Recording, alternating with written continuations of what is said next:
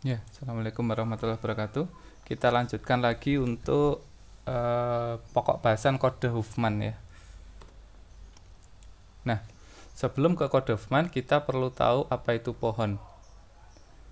Pohon didefinisikan sebagai suatu graf yang tidak berarah, terhubungkan, yang tidak mengandung sirkuit. Ya, tidak mengandung sirkuit. Dua sifat penting yang dapat digunakan untuk menentukan suatu pohon yaitu terhubung dan tidak mengandung sirkuit ya. Terhubung dan tidak mengandung sirkuit. Nah, ini contohnya ya. Ini adalah pohon yang A ini. Kenapa? Karena dia terhubung semua ya, terhubung dan tidak mengandung sirkuit ya. Yang ini bukan pohon. Kenapa? Karena ini dia ada sirkuitnya ya. Jadi dia bisa muter balik. Nah, ini juga bukan pohon karena tidak terhubung ya. Dari sini ini seperti dua subgraf yang berbeda dan tidak terhubung. Nah, terminologi dalam pohon seperti ini ya. E, F, dan G. E, F, dan G ini disebut dengan anak dari sebuah simpul D ya. E, F, dan G ini adalah anak dari simpul D. Simpul D itu disebut sebagai orang tua, parent. B dan C ini disebut sibling atau saudara kandung. Daun adalah simpul yang paling ujung dalam sebuah pohon. Jadi kalau pohonnya seperti ini, maka kita punya simpul B, E, F, dan G. Ini adalah daun yang paling ujung ya. Kenapa C tidak daun? Nah, C masih punya anak lagi gitu ya.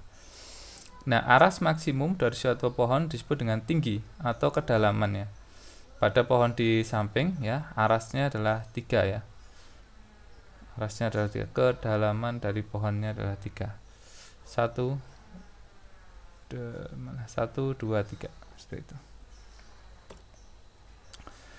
Pohon berakar yang setiap simpul cabangnya mempunyai paling banyak N buah disebut dengan pohon N-eri.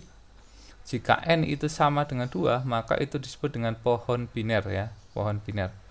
Untuk membuat pohon biner terdapat aturan ya penempatan simpulnya.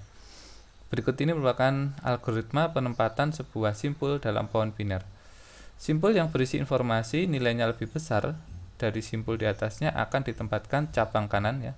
Jadi kalau yang nilainya lebih besar akan kita taruh di kanan. Jika lebih kecil akan ditaruh di sebelah kiri ya. Besar itu di kanan, kecil itu di kiri. Nah, kita akan belajar salah satu algoritma untuk kompresi data ya, bisa menggunakan Huffman ya. Jadi pada algoritma pengkodean Huffman, simbol yang mempunyai probabilitas yang paling besar diberikan kode paling pendek, jumlah bit kode sedikit, dan simbol dengan probabilitas yang paling kecil akan memperoleh kode paling panjang. Kode tersebut diperoleh dengan cara menyusun sebuah pohon Huffman untuk masing-masing simbol berdasarkan nilai probabilitasnya. Nah, berarti caranya bagaimana?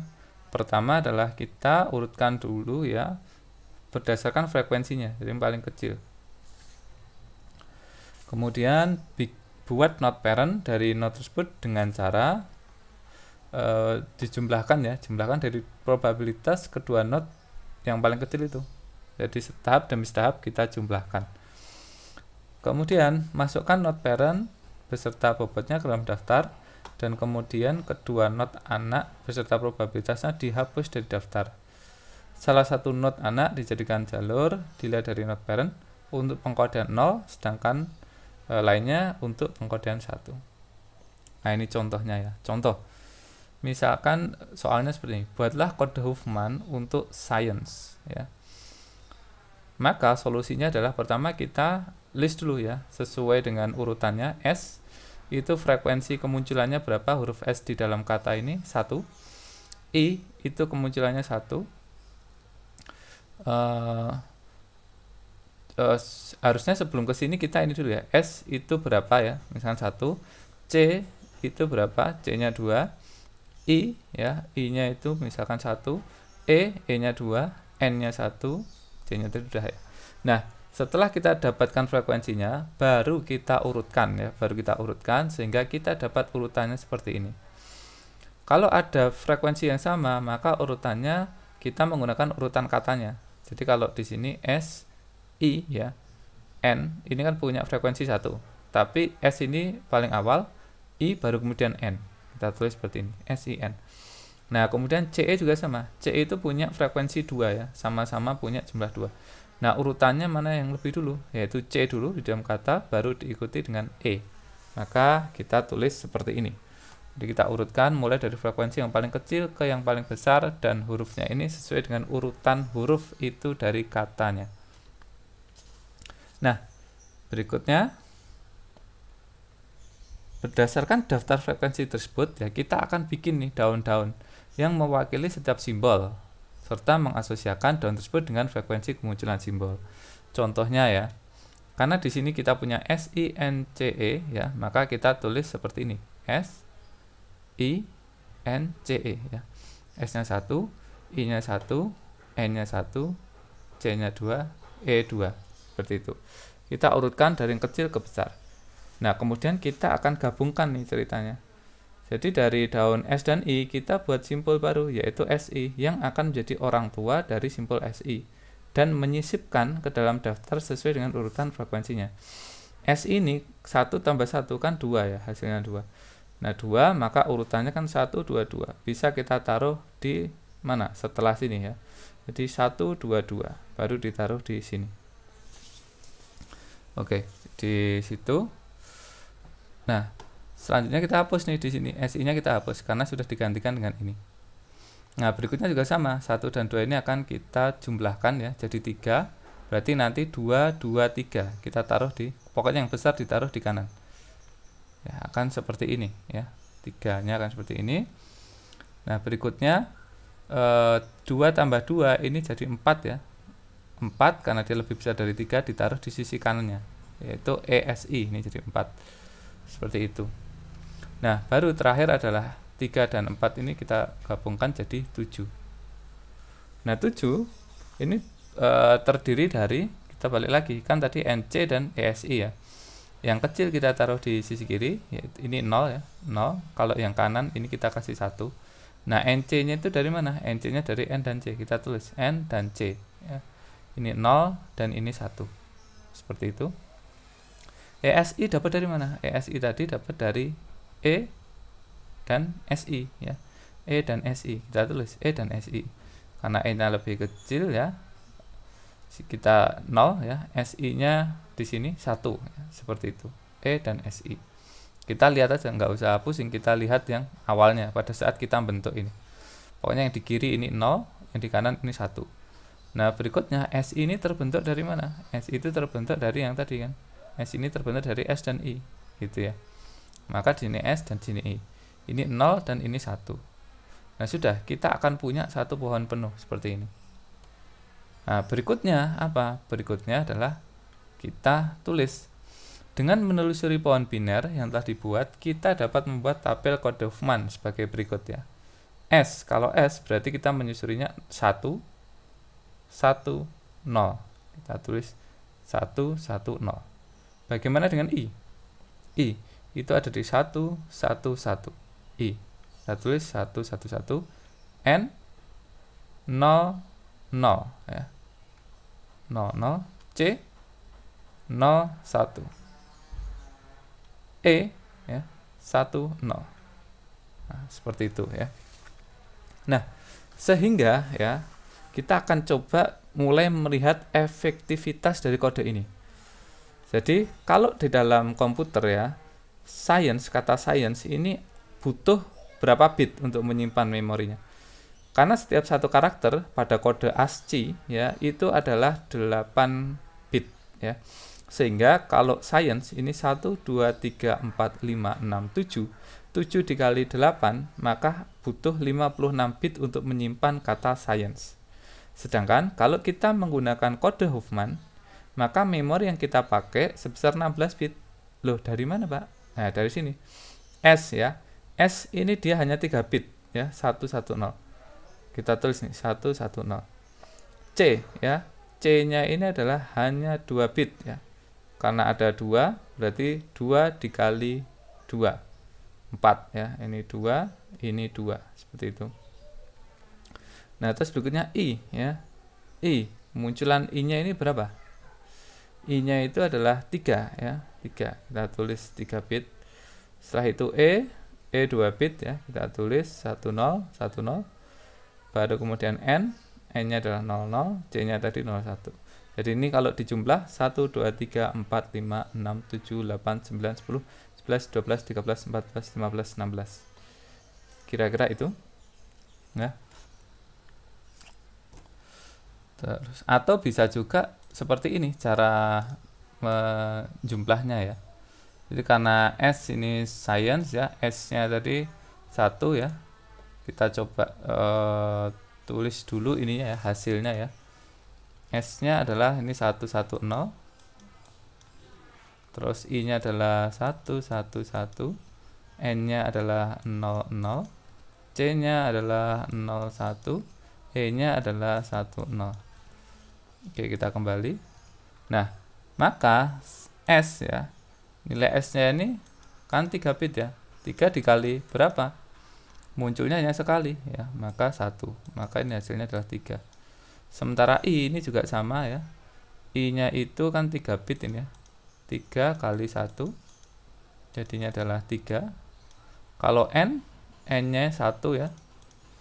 Berarti dia ini 2 bit ya, 2 bit 00, 2 dikali 1 kemunculannya, maka 2. Berikutnya C-nya ini 2 ya. Berarti ini 2 bit kali 2, 2 bit kali 2 sama dengan 4. Dan E juga sama 2. Berarti ini 2 bit kali 2 frekuensinya ya. Maka di sini 4. Kalau kita jumlah ya, berarti ini kan 8, 10, 16 bit. 16 bit dari yang awalnya adalah 1 2 3 4 5 6 7. Ini kalau tanpa kompresi dia 7 kali 8 ada 56. Nah, sehingga kita dapatkan rasio kompresi berapa ini terkompres gitu ya. Sama kayak kita rar gitu ya. Kita rar itu kan file ukuran aslinya berapa, di rar jadi berapa. Nah, itu nanti ada rasio kompresinya berapa. Berarti 16 per 56 kali 100. Nah, ini berapa? Harus lihat kalkulator dulu ya. Ya, ada 28 ya. Jadi filenya terkompres jadi 28%, ukurannya lebih kecil ya. 28% ukurannya lebih kecil. Ya, saya kembali lagi. Nah, itu untuk kode Huffman ya. Nah, ini sama, Telkomsel juga sama ya. Kalau Telkomsel itu berarti T-nya berapa, itu kita urutkan seperti ini, nanti kita dapat ya. Mulai berarti kita bikin seperti ini dari T, K, O, M, S, E, L. T, K, O, M, S, E, L ya. Dengan ini adalah frekuensinya ya, 1 1 1 1 seperti ini. Kemudian TK-nya kita kita gabungkan, dia distribusi probabilitasnya jadi 2 ya. Berarti 2, ini kan kita taruh di samping sini ya. TK-nya 2 seperti ini. Berikutnya O dan M ini 2 juga ya. Kita taruh di sebelahnya. O dan M, itu dari O dan M. Terus ininya kan hilang ya. Jadi SE, L, TK dan OM seperti ini. SE, L, TK dan OM. Berikutnya SE-nya ini kita gabungkan lagi ya. Jadi 3. Karena dia 3 berarti 2 2 2 3 ya. Paling besar ada di sisi kanan. Berarti sebelahnya OM ada SE. SE itu S1 dan E-nya 2 tadi. S1 dan E-nya 2. Oke, kita dapat seperti ini. Berikutnya apa? L dan TK. Ini kita gabung ya. L dan TK kita gabung jadinya 4. 2 3 4. Nah, berarti kita taruh di sini LTK. Yaitu 2 3 dan 4. Nah, seperti ini LTK. Di mana LTK itu adalah gabungan dari L dan TK. L dan TK. Di mana TK adalah gabungan dari T dan K. Seperti ini. Nah, berikutnya OM dan SE ini kita gabung juga. Jadi 4 ya, 4 dan 4. LTK kita kasih di sini OMSE ya. Kita coba lihat ya, LTK OMSE seperti ini. Nah, seperti ini. Terus ini tadi berarti kan 5 ya. OM2 tambah SE3 jadi 5. Jadi LTK dulu di sini, OMSE 5, OMSE-nya apa? Gabungan dari OM dan SE. Ya, kita tulis nanti ke bawahnya. OM itu O dan M, SE itu S dan E.